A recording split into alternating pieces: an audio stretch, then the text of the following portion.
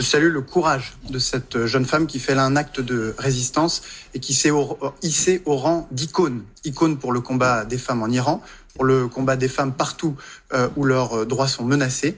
Et qu'est-ce que ça change? Il y a eu d'autres contestations, le régime... La France se tient aux côtés d'elles en Iran, en Afghanistan et ailleurs, et fait sienne leur cri de ralliement, femmes, vie et liberté. Notre ambassadeur en Iran suit très attentivement sa situation et nous en rend compte heure par heure.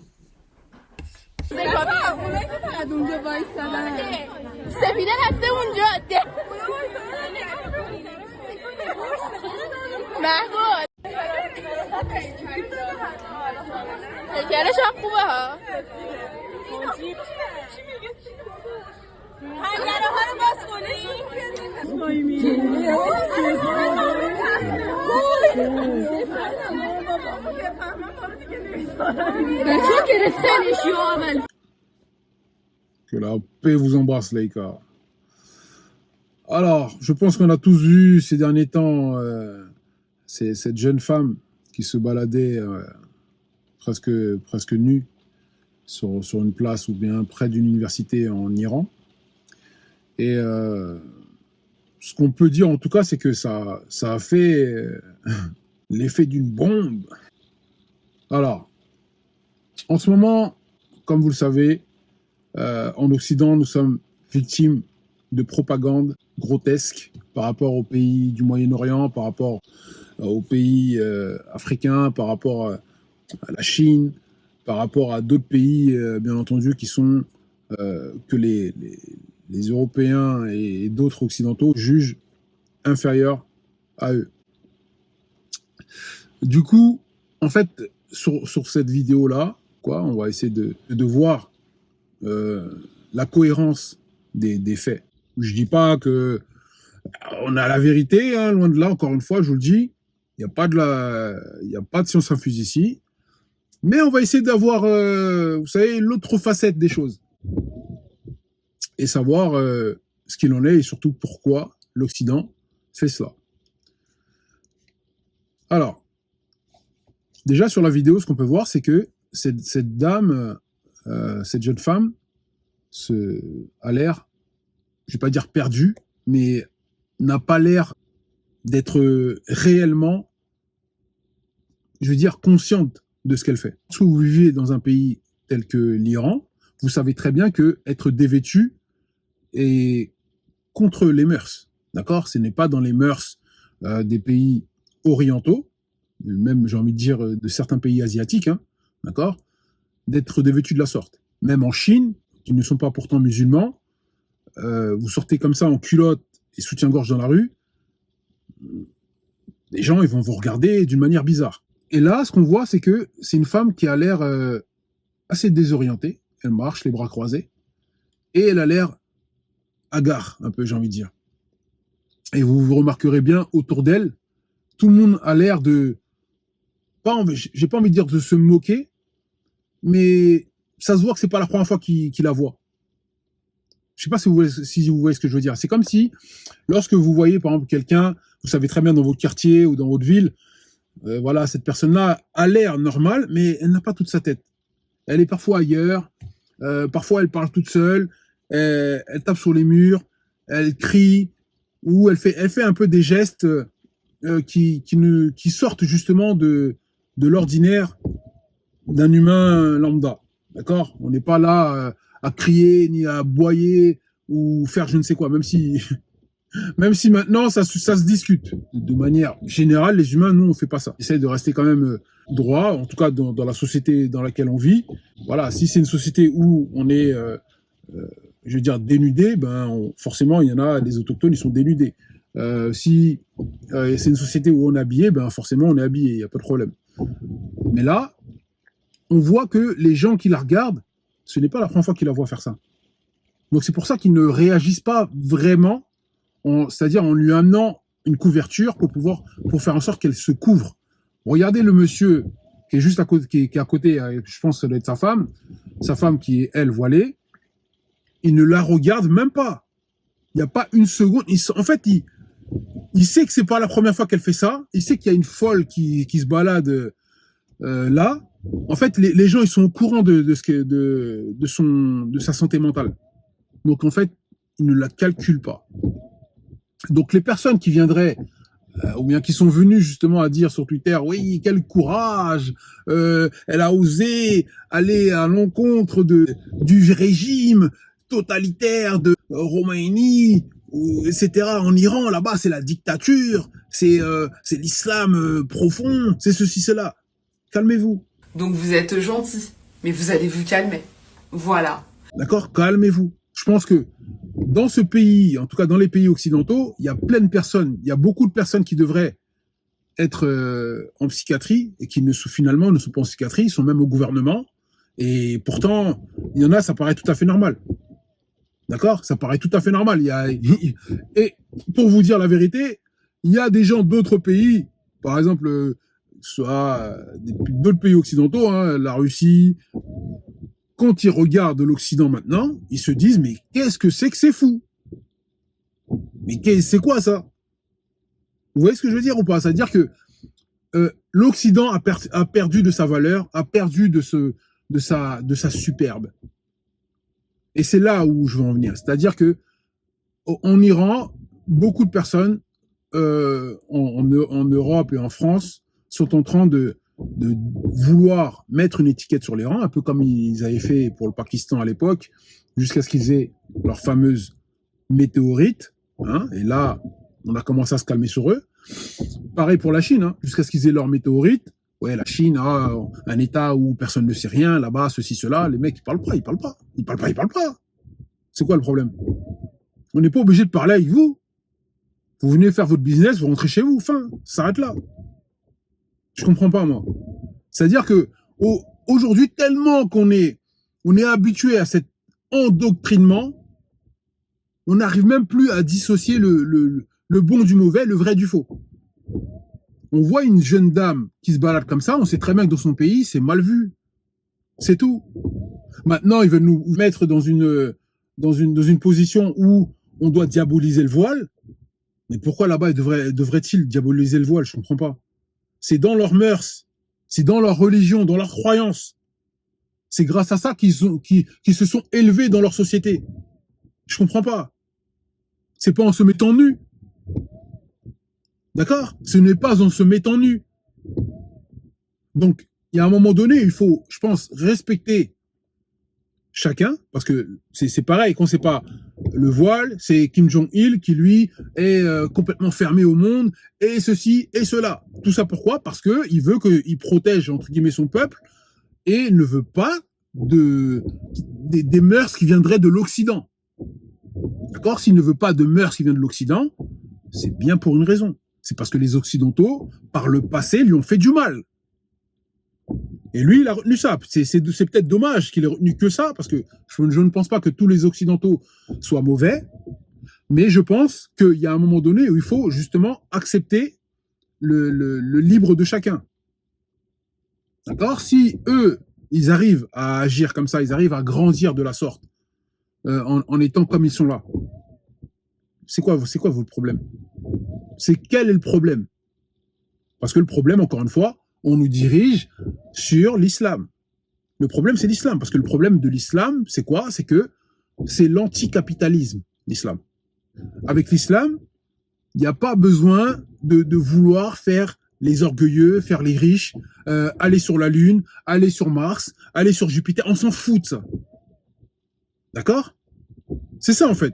Vous voyez ce que je veux dire? Avec l'islam, il n'y a pas de ça. On s'en fout. On sait que ça a été créé. On sait que c'est très bien que ça soit comme ça. Il y a la Lune, il y a le Soleil. Voilà. Merci, mon Dieu. C'est très bien. Ça s'arrête là. Il n'y a pas besoin d'aller sur Orion, sur je ne sais quoi. On s'en fiche. C'est pas ça qui va nous faire progresser. On n'a que 70 ans de vie de manière générale. Point barre. Concentre-toi sur ça.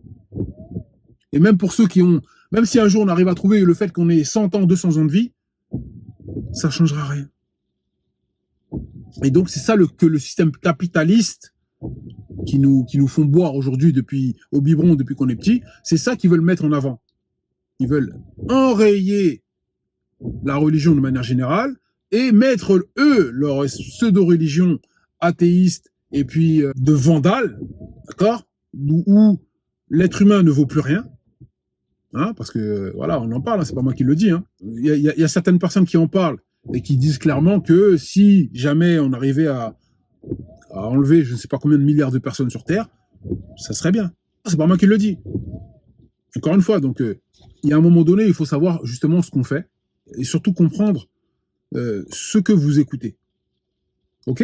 Parce que lorsque vous voyez des gens sur Twitter qui accablent l'Iran, qui accablent d'autres pays, pour moi, c'est comme si ces personnes-là se mettaient en roi sur les autres et que les autres étaient des arriérés et que finalement, ben, il fallait que voilà, que tout le monde suive leurs mœurs à eux.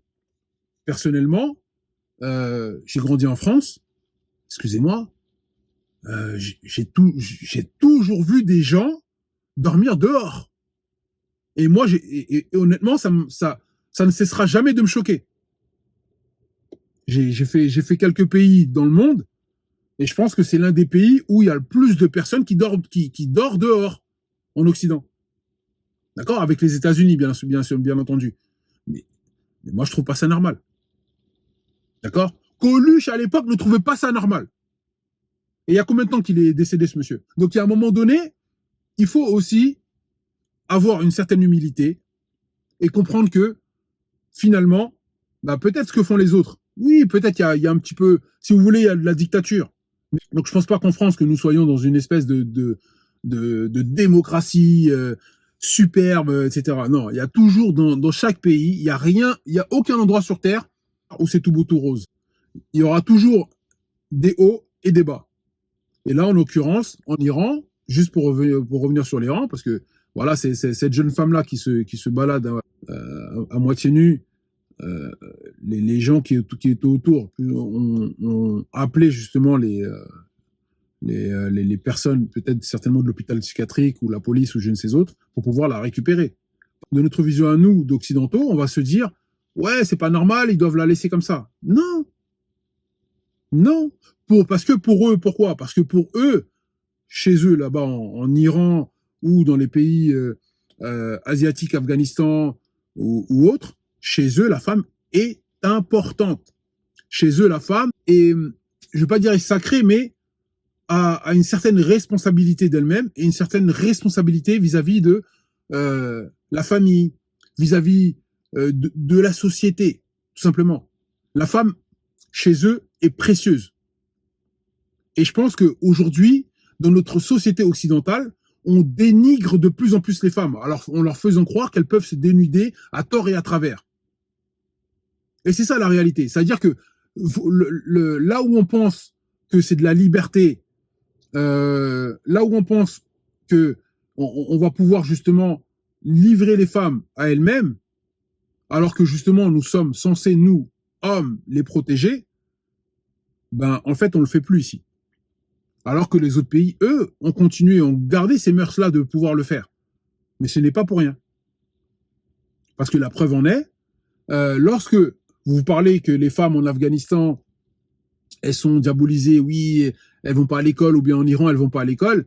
Mais laissez-moi vous dire qu'en Iran, les femmes font beaucoup plus d'études que les hommes. Parce que les hommes ont leur rôle, bien entendu, d'apprendre, d'avoir un certain savoir, mais surtout de protéger. Donc ces hommes-là, en général, vont à l'armée. Et donc, et moi je pense très clairement, c'est par rapport à cette facette-là que les pays occidentaux commencent à montrer leur jalousie par rapport à ça. Parce qu'ils se rendent compte que finalement, tout ce qu'ils disaient, c'est-à-dire toute la propagande qu'ils essaient de mettre en place, finalement, ben, en Iran, ouais, les femmes, oui, il y en a qui sont voilées, et alors, c'est quoi le problème? Elles sont voilées, mais elles vont à l'école, parce qu'ils nous disaient qu'elles n'allaient pas à l'école. Finalement, elles vont à l'école, et elles vont à l'école plus loin que les hommes. Vous imaginez? Donc, ici, on est en train de boire la soupe de vomi qu'ils nous donnent sur les journaux, tout ça, mais alors qu'il n'en est rien. Alors qu'en Iran, les femmes sont lettrées. Donc, en Afghanistan, il n'y a pas eu encore d'article qui est sorti là-dessus, mais en Afghanistan, ils ont une autre philosophie. Donc, il ne faut pas venir diaboliser l'islam en se disant « Oui, mais c'est parce que c'est l'islam qui ne veut pas que les femmes s'instruisent. » Non, pas du tout. Ça n'a rien à voir. Eux, dans leur spiritualité, même dans leurs mœurs, même avant l'islam, ils étaient comme ça. C'est pas l'islam qui leur ont inculqué qu'il fallait faire ça. Non. Ces gens-là étaient déjà comme ça. Pourquoi? Parce que nous, en Afrique, en tant que Noirs, les mœurs qu'on a, même quand on est, entre guillemets, croyant, on les garde encore. Donc, il faut arrêter tout ça. Arrêtez vos bêtises de vouloir diaboliser les pays des gens parce que, finalement, ils ne se laissent pas faire. Hein? Ils se laissent pas faire face à l'Occident, ils se laissent pas faire face à certains pays auxquels on ne sait même pas des pays, d'accord? À certains États, certaines entités néfastes pour l'humanité, et pourtant, à eux, on leur dit rien. Et par contre, l'Irak, dévasté. Dévasté l'Irak. Hein? Pourquoi? Parce que au nom de soi-disant, oui, là-bas, il va faire des armes, je ne sais pas quoi. Rien du tout. Donc, à un moment donné, il faut pouvoir réfléchir aussi avec notre cerveau et arrêter de balancer votre haine et votre rage sur Twitter parce que vous n'y connaissez rien du tout. Quand vous n'y connaissez rien, ne parlez pas. N'ayez pas d'opinion. N'allez pas sur Twitter, jetez votre haine. Oui, elle est courageuse, blablabla, les féministes, ceci, cela, oui, là-bas. Non, là-bas, rien du tout. Je pense que la plupart des femmes devraient être contentes que, justement, qu'il y ait des hommes pour les protéger. D'accord? Les hommes se protègent entre hommes. Parce que malheureusement, il y a des bons, il y a des mauvais. C'est ça qu'il faut être conscient. Et malheureusement, ce ne sont pas vraiment les bons qui ont pris les rênes du jeu. Si vous voyez ce que je veux dire. C'était tout pour moi aujourd'hui. Voilà, je sais que la vidéo a duré un petit peu longtemps, mais c'était essentiel, je pense, de mettre un point là-dessus par rapport à tout ce qui nous font gober du matin au soir sur l'Iran, ceci, cela. Ah oui, très important. Ils font ça aussi parce que voilà, l'Iran, bien entendu, est en train de s'armer avec sa météorite. Donc forcément, si un pays musulman comme ça a sa météorite et qu'il ne se laisse pas faire, bien entendu, c'est dangereux. C'est ça, en fait. Tout est là. Donc c'est pour ça qu'il faut discréditer au maximum en Europe, en Occident. Il faut discréditer tous les pays du Golfe, tous les pays du Moyen-Orient, afin que, forcément, petit à petit, tout le monde soit contre eux. Oui, mais ils font ça. Regardez, les femmes, elles portent des chaussures rouges. Oui, mais non, regardez, elles portent des chaussures vertes, c'est pas normal. Mêlez-vous de vos affaires. D'accord? En Europe et en d'autres pays d'Occident, c'est pas tout beau, c'est pas tout rose. D'accord? Allez vous occuper des drogués, allez vous occuper des gens que vous voulez couper les parties intimes pour pouvoir les transformer en je ne sais quoi. Donc, occupez-vous de vos affaires avant de vous occuper des affaires des autres. Parce que nous, finalement, c'est comme ça qu'on s'est fait avoir, les Africains. En voulant accepter tout le monde chez nous, être gentil avec tout le monde, et finalement, regardez où on en est. Donc moi, je respecte beaucoup les pays qui ne se laissent pas faire. Et je les encouragerai toujours. Que la paix vous embrasse, c'était Djalik pour l'antidoctrine.